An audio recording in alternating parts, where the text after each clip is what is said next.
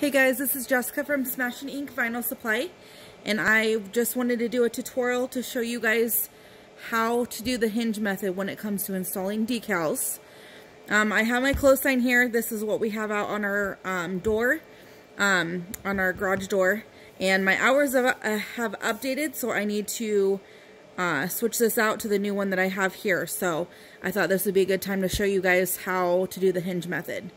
So basically the idea of the hinge method is you're going to take your vinyl, set it up how you want it with the backing still on it, and then you're going to take tape and make a hinge down the middle to keep it in place, and then you're going to apply one side, remove your hinge, and apply the other side. So this is a really good way to install pretty much anything.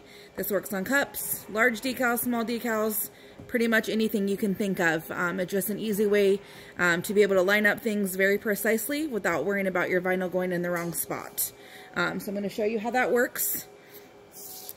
So my design is a little bit different size than what I made it before, but I'm not super concerned, so I'm just going to kind of line it up. And then you will also want to squeegee. This is our felt squeegee, so normal squeegee on one side, felt on the other.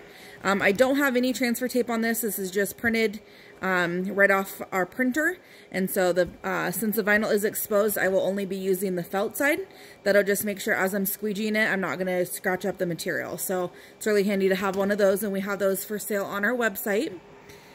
So once I go ahead and get the design where I need it to be, I'm just going to take just some masking tape and just make a long piece and just double check that everything's where I want it to be. And then I'm just going to make that hinge right down the middle here. So once you do this, you can attach it to your work counter if you want to. You can take and flip it around and put it behind it like this. Whatever's easiest for you. It really doesn't matter. You just want to make sure that that's secure. And again, my stuff's way off. Like I said, it cut a little bit off in size, but I'm going to trim it once I'm done, so it won't be a big deal. So basically from this point, you have your hinge there, and that's going to keep everything where it needs to be, so you won't lose your registration or anything. And then what you're going to do is you're going to flip the vinyl like this, and you're going to start peeling that vinyl piece off. So if this wasn't a solid piece like I have here, if it's, you know, cut decal and it has transfer tape, then you would just be pulling the transfer tape with the decal off of your backing. So basically just pull it off until you get to that hinge, and then this paper right here that's in our way, we're just going to go ahead and get that cut off. And if you aren't able to cut completely to the hinge, that's totally fine. You can leave a little bit of space there. It's not going to hurt anything. So now what I'm going to do is I'm going to take my squeegee, and I'm going to go and just start pressing that down. So right at where that starts, and then just slowly press, and this should help prevent any bubbles. And just keep going until you get to the end. This is, like I said, a magnet that I'm installing this on. So my magnet had an extra piece on it that I didn't take off. Like I said, it's just our signage for being open and closed that we put on our garage door, so I wasn't so concerned about it, but that's why you see that little line there. Alright, so now that we have part of the vinyl applied, it's not going to go anywhere, so we can go ahead and remove our hinge.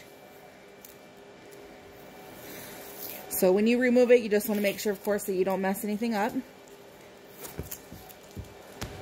Alright, and so with this side, we don't need to cut anything. You just want to kind of move it until you are at the end of where your paper backing is, and then just slowly press it, and that vinyl backing will come out underneath.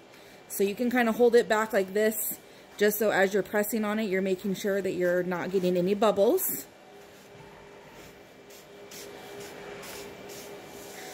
Just like that.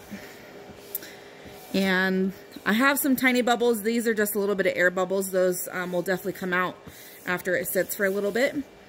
So there we go. My sign is all updated. Like I said, I have a little bit of an excess piece on kind of the edges, so I would just go in and trim that down. Just cut my magnet down just so that looks a little bit crisper, but that's all there is to it. If you guys have any questions, feel free to reach out, and you can find us at smashinginkvinyl.com. Thanks.